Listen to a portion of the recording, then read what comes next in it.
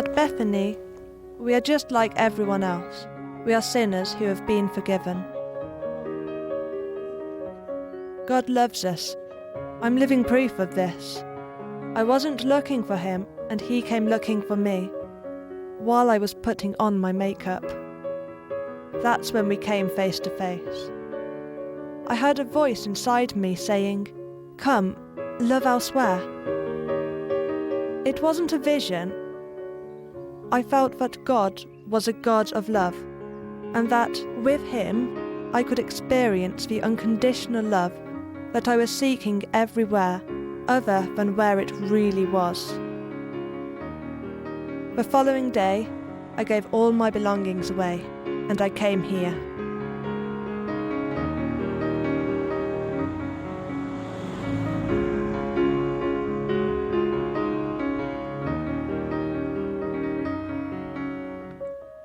This is the testimony of Sister Paul Odile, a member of the Dominican Sisters of Bethany, a religious community that was founded in 1866, gathering together women who have come out of prison with a painful past, and other women whose lives have not been so turbulent, to live a contemplative life together.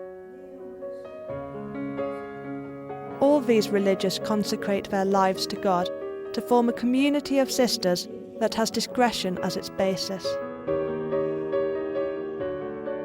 We are now in one of their community houses at Montferrand-le-Château in the east of France.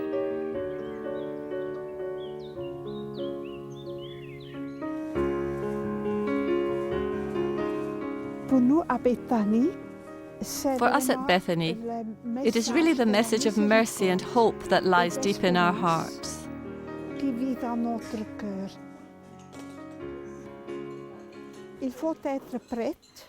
Regardless of where one comes from, everyone must be ready to be considered the same.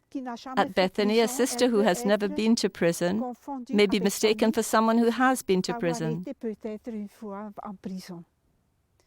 And I think that's part of our vocation, our gifting, being able to live through the day with a sister who is very, very difficult, whose past has evidently not been easy, but we accept each other as we are today.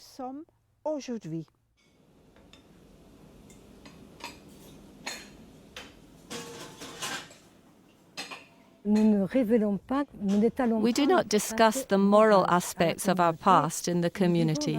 We live a life of discretion. That's what helps us come back to life, to be ourselves without the burden of our past. The discretion that we live at Bethany is not a denial, it's not negative. It's the ability to discern what to say. It's about loving and respecting the other person for who she is.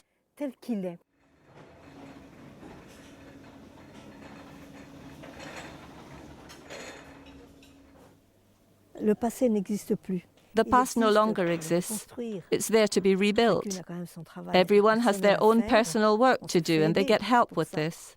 But for me personally, as soon as I came to Bethany, I felt extremely liberated. No more labels. We all wear the same habit. What a joy it was not to have to decide what I was going to wear in the morning. We're all alike. We're all the same in fraternity, and it's very liberating.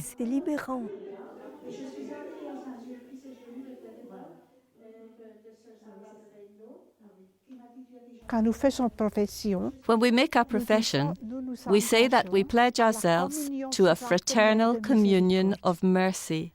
And this expression is very strong. Fraternal communion mercy.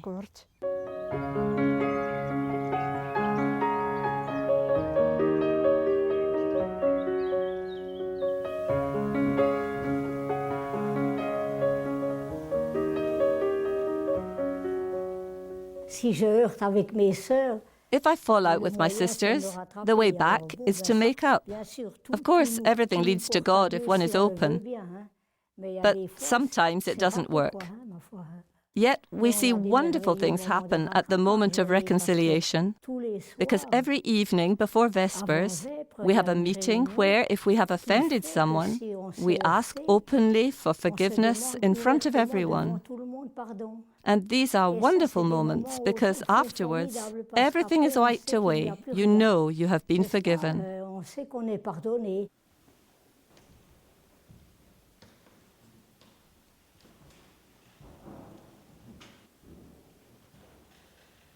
The best place to be is at the Eucharistic adoration because this is where we regain our strength and where God brings us back together in unity.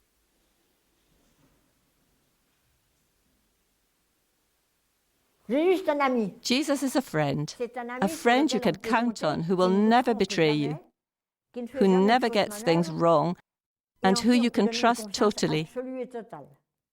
This is what I do. I trust in him unconditionally. I know that he just loves it when we trust in him unconditionally.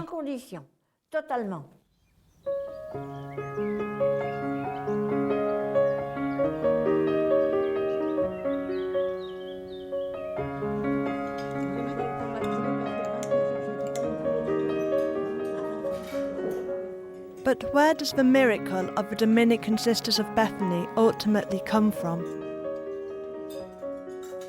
The ability of these sisters to live out this fraternal communion of mercy is built upon a message of hope, a story that is written forever in the hearts of these Sisters of Bethany. It is the story of the tax collector who became the apostle of the prisons, who, thanks to Mary Magdalene, was able to realize that the greatest sinners have something in them that can make them the greatest saints. This is the story of Father Jean-Joseph Lataste, a French Dominican preacher.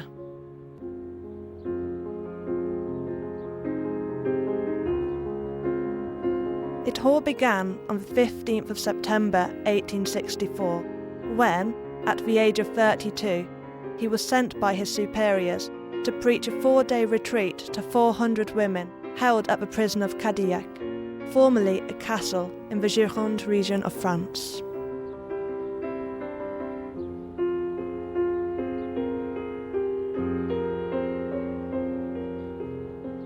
I cannot describe how I felt deep down inside when I entered this detention centre for the first time. There they were, covered in coarse clothing that gave them a really repulsive look. Despite myself, I felt under the influence of common prejudices. Indeed, the general perception one has of them is one of horror.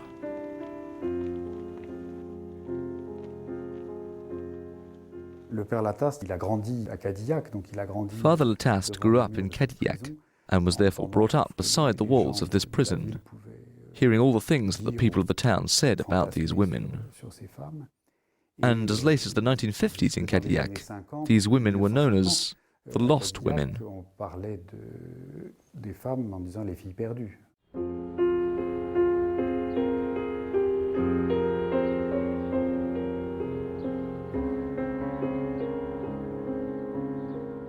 Sentenced to forced labour, locked in the night of the painful memories of their crimes.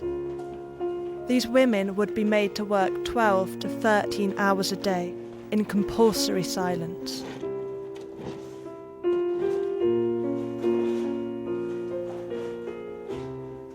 The prisons of the 19th century were institutions for reforming the prisoners, and they used two main principles: work and religion.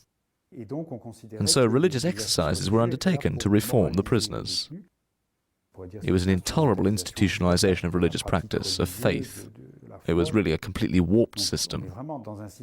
And so this is what it was like when Father Lataste arrived.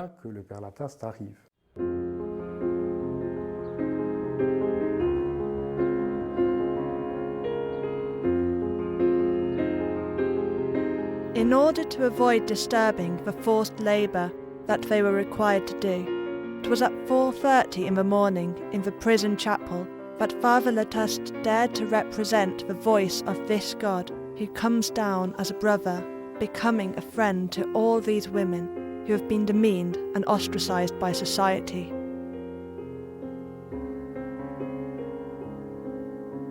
My dear sisters, I don't know if you noticed, how did I address you when I began? My dear sisters. Where did that come from, the fact that you're so dear to me, when the world outside has forgotten about you and despises you? It's because we are the ministers of a God who loves you, despite your degradation. And even now, He waits secretly at the door of your heart and says in a quiet voice, "Poor child, give me your heart."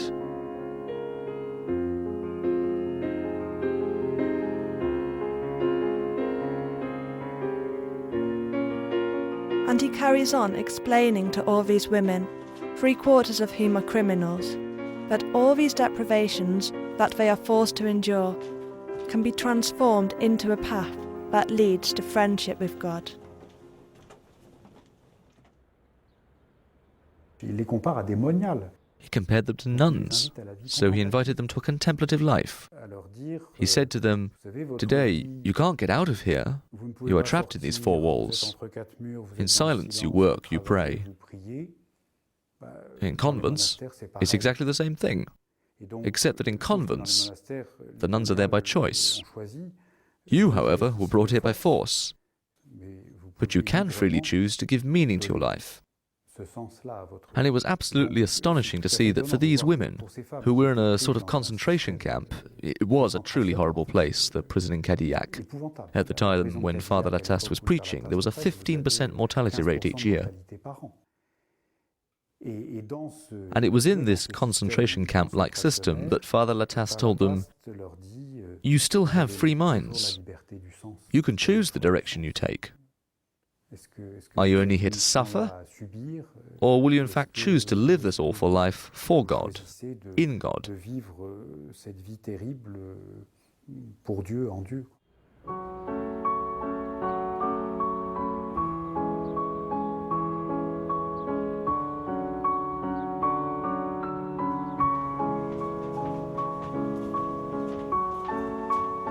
God knows everything. All your souls are bared to Him. He can penetrate right into the most deeply hidden fibers, right into the most intimate recesses.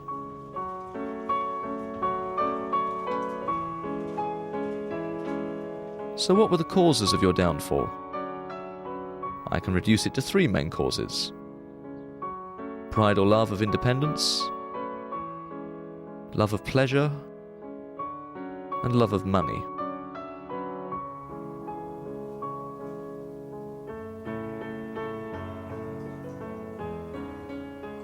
For Father Lataste, there was a strong connection between mercy and truth. He would go a long way with mercy, but without ever compromising the truth, and without acting as though evil did not exist.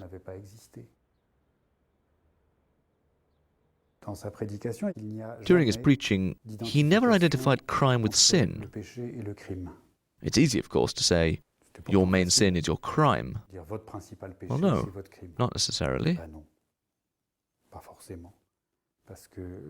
Because Father Lataste had learnt from St. Thomas that for a sin to be committed, there needed to be a moral act. In other words, a free and voluntary action. And listening to these women in the confessional, he realized that countless of their stories had nothing to do with freedom, that they had in fact been put into situations of terrible distress, where they had completely lost all control over their actions. Now, if we were to stop there, we could say that it's a scandal to say to these criminals that they are not responsible for their crimes. Father Lataste was not the presiding judge in court. He didn't judge who was responsible for their crimes. He never questioned the judgments made against them. On the other hand, from the point of view of conscience, and therefore from the point of view of sin, he did look for times when they did free and voluntary acts. And he goes back a long way in his preaching, saying, "But finally, maybe you were completely trapped in situations where you had lost all freedom of choice. But at certain moments you did make choices, and your conscience told you at the time that you were traveling down the wrong road. And that's where the sin is."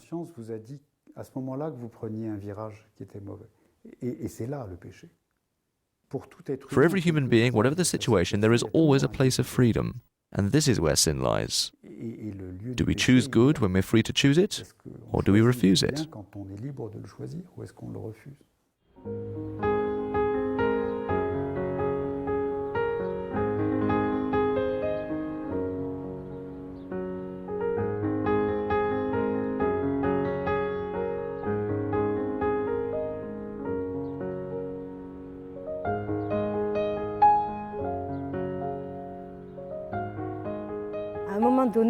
At one point, he made a comparison with Mary of Magdala.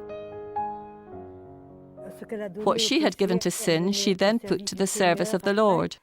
And he went on to tell them, you do the same. Everything you have, your youth, your intelligence, your imagination, everything you could do in the service of sin, give it now to the Lord. And then he put a choice in front of them. He told them, choose.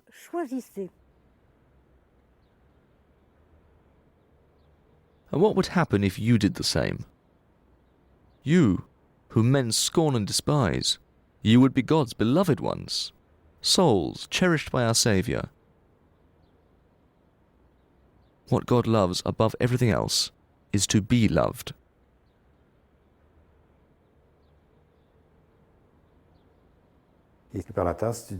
And Father Lataste said, when he gives himself to us, God does not look at who we were, he is touched by who we are. He took his hearers right where they were then and said to them, the past is the past. Here today, do you accept and welcome the gift of God? And finally, at the heart of all this, there is the distinction between the sin and the sinner. That is to say, however serious the offence committed, Christian theology never identifies the doer with his actions. And so to look at someone as they are now means we have the opportunity to meet that person without the interference of the action that they have committed.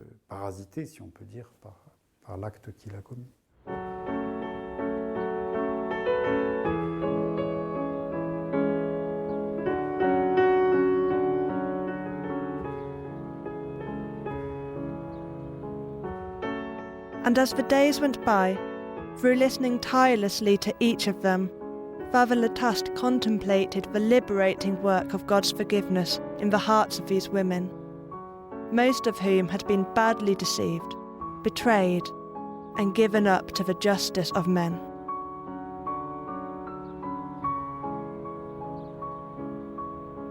And he said to them, have you forgiven? Can you forgive? And they replied, but I forgave a long time ago, and I pray every day for this person.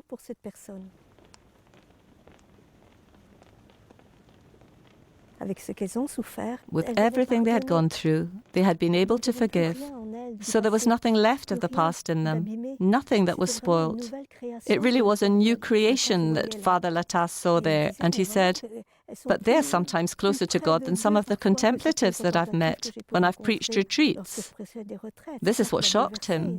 They were ready, they only needed someone to open the doors.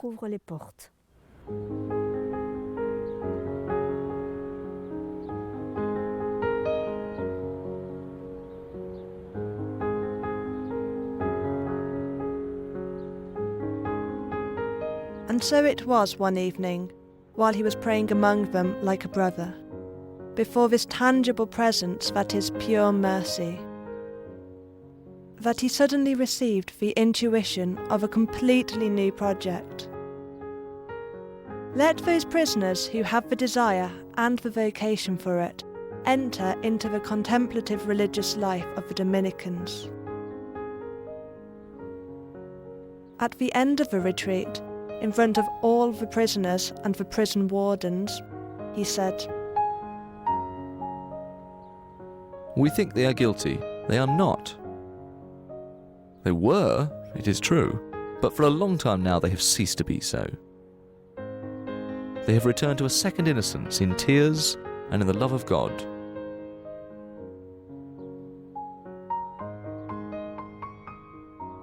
Yes, my children, whatever your past has been, do not consider yourselves as prisoners any longer, but as souls dedicated to God, just as the souls of religious are.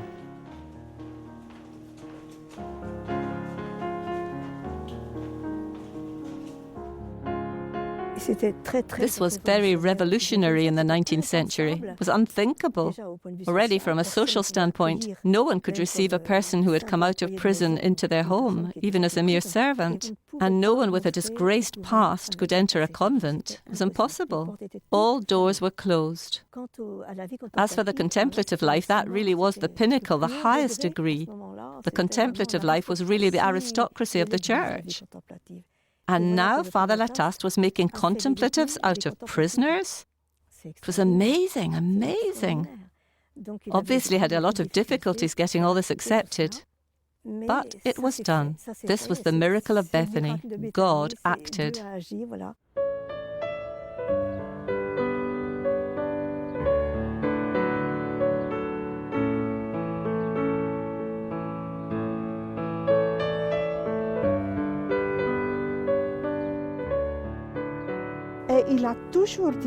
And he always said, "It's not my work, it's the Lord who wants it."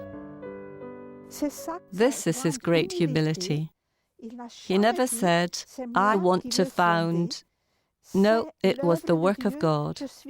I am only the instrument of the Lord in this work.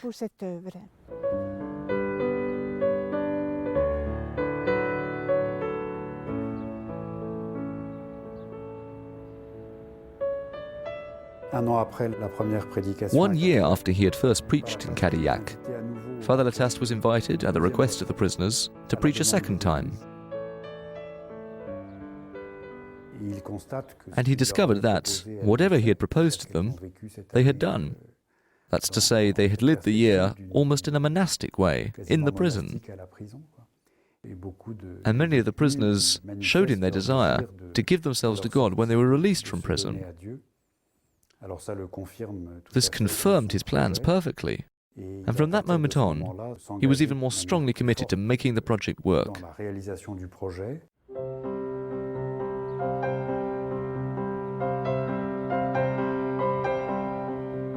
After this, things moved very quickly. In March 1866, to make known the project of this new foundation, which he called the House of Bethany, Father Lataste published The Rehabilitated Women, and thus challenged public and political opinion. If these women prisoners are fully rehabilitated in the eyes of God, why should our society continue to exclude them when they come out of prison? The Bethany Foundation was a political move. It's quite surprising to see that he was trying to make the existence of this house known, despite the fact that it didn't actually exist yet. Because this is the apostolic dimension of Bethany. It's enough that we can say that somewhere in the world, or in the church, in the Dominican order, women who have been in prison, who have known prostitution, are now contemplative nuns. It's enough.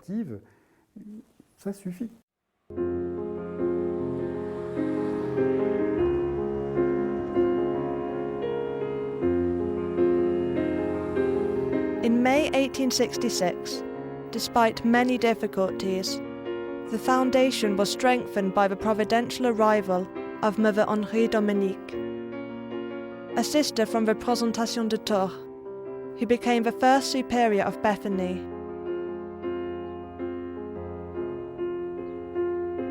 In July 1866, a house was found in Fresnes-le-Château, near Besançon, and the purchase went through very quickly, thanks to a rich patroness who had been imprudent enough to get into a railway compartment with Father Lataste.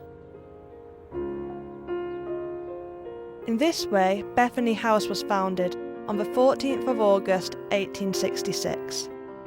Gradually, the first sisters and rehabilitated prisoners arrived. They would be succeeded by many others as the years went by, and the foundation would grow in other countries right up to today.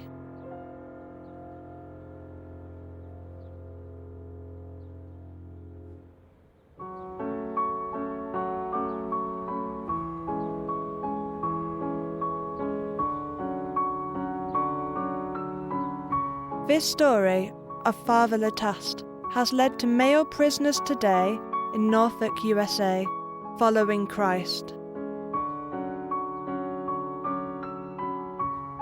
Since 1990, inside these walls that hold some of them for life, they commit to sharing a life of community and prayer in their prison.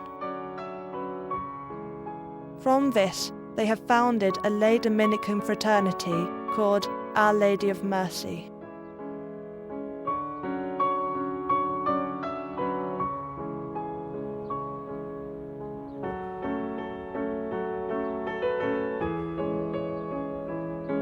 On Sunday, the 3rd of June 2012, at Besançon, more than 5,000 people gathered for the beatification of Father Jean-Joseph Lataste. As we listen to Father Bruno Cadoret, we can pray this month for all the Dominican Sisters of Bethany, and with them for all the men and women in prison awaiting the freedom of the forgiveness of God.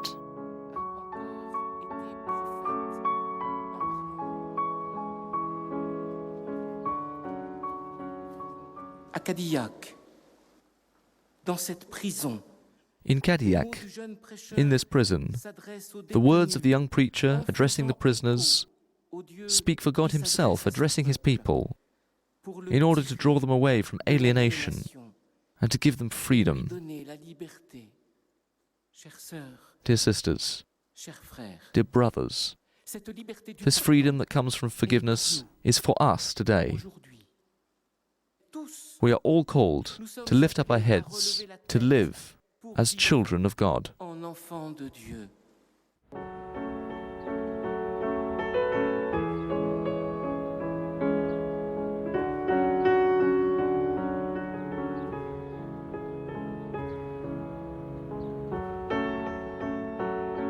The word of this month is in the Gospel of Luke, chapter 7, verse 47.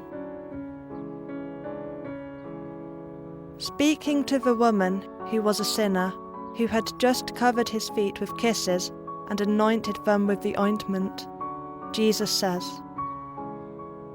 "Her sins, which are many, have been forgiven, for she has shown great love."